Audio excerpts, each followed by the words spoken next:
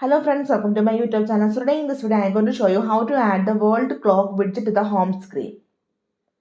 So simply customize your home screen. For this, press and hold at the home screen. Tap on the edit on the top left side. Tap on add widget.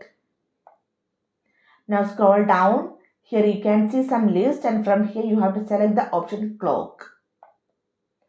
If you swipe right or left, you can see different type of clocks styles you can see here. So here you can see this is the world clock design 1 and this is for the design 2. So according to your choice, you can select this one or this one. So simply here I am going to select this one. Okay. Tap on add widget. Tap on done.